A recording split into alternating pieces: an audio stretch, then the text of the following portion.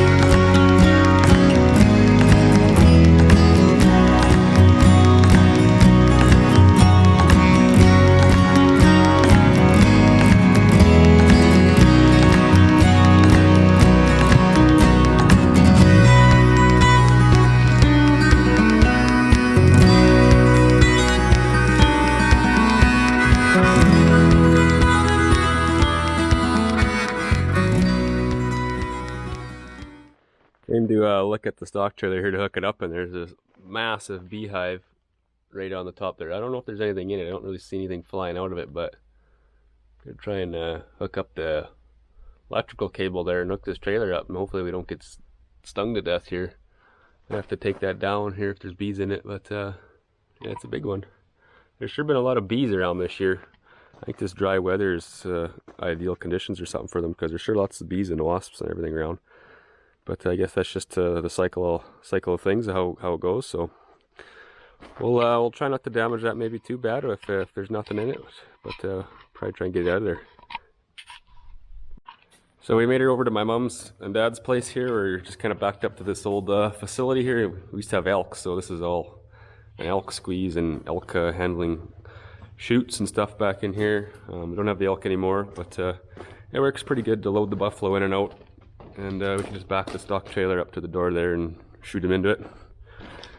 But the yearlings are all out in the field back here. They're way back over there in the field, so we got to run them through. There's a runway here. We can run them up the runway into the big corral system here, then bring them around and up through the corrals and onto the trailer, and take them back over to the farm. So we're just getting the quad fired up here, and then we're gonna go try and chase these guys down on the runway and try to get them all in here.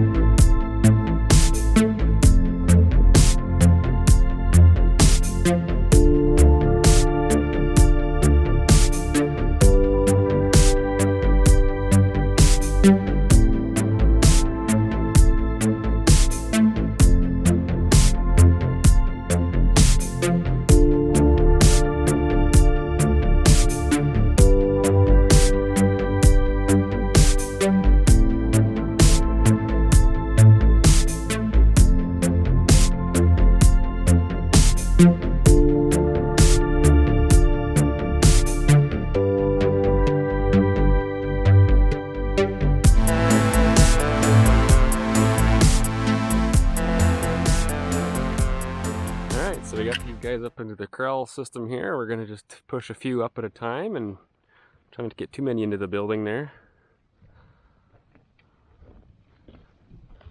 These guys are looking pretty good. Whoa, good looking bulls there.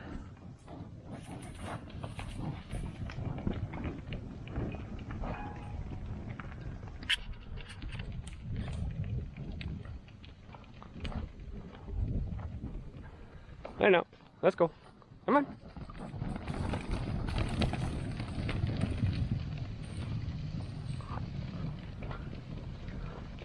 There. Don't need all of them. Some back in here.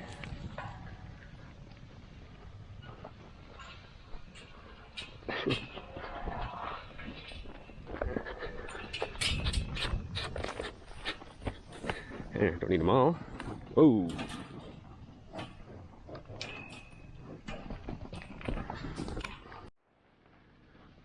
Hey. Hey, go that way. Turn around. Turn around, look. There, we got, I don't know how many in here, 13 or 12 in here. All it could fit on this stock trailer. And we'll load them up, haul them out.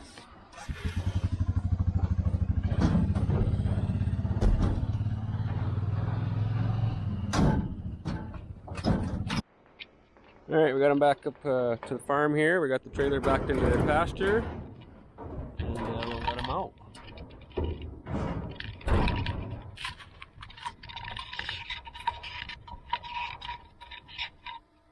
Okay, go ahead, Brent.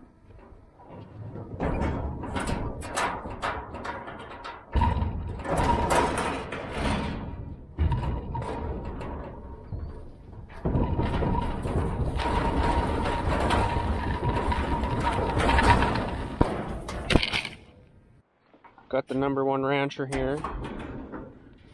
Sawyer. You mean your wife? Oh yes. All right. Got a load here. Big bowl there. Eyes all on him. Let him out into this cocktail crop here. Give her.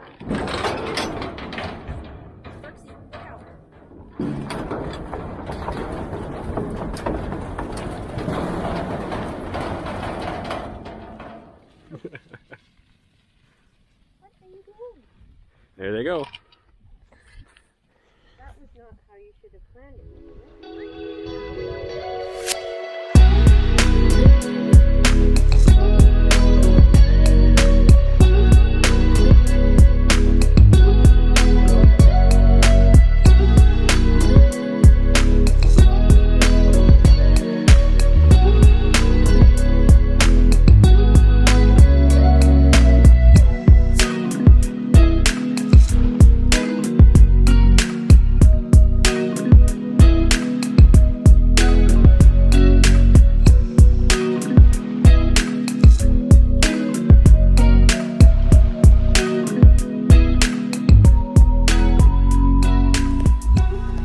So we got all these yearlings back to the farm here. They're eating this cocktail crop and it looks like they're really enjoying it. Picking through all those oats and Japanese millet and hairy vetch and sunflowers and turnips.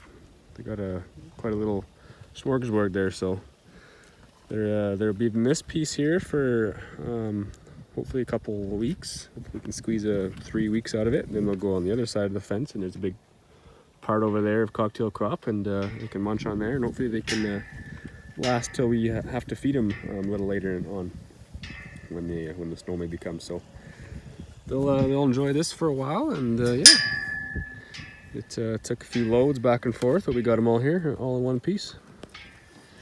So yeah, other than that, we're just the neighbors combined some wheat straw across the road, so we're buying the straw for them just because we need some more feed anyway. We're a little short on the feed this year. Only got about half of what we usually get between the hay and the other silage we got. So we're gonna end up taking a little bit of straw and trying to mix that and make our hay last a little longer. So we've been baling some straw up and started stacking it in the fields to load up on the trailer. So we'll continue doing that tomorrow and start bringing some straw home. So. Anyway, guys, hope you liked that little video. It was good to get back and film a little bit and show some action. Yeah, if you haven't done so already, make sure you subscribe, hit the like, share with your family and friends, and I'll catch you on the next one. I'll make another video as soon as I can. Take care, guys. If you enjoyed it.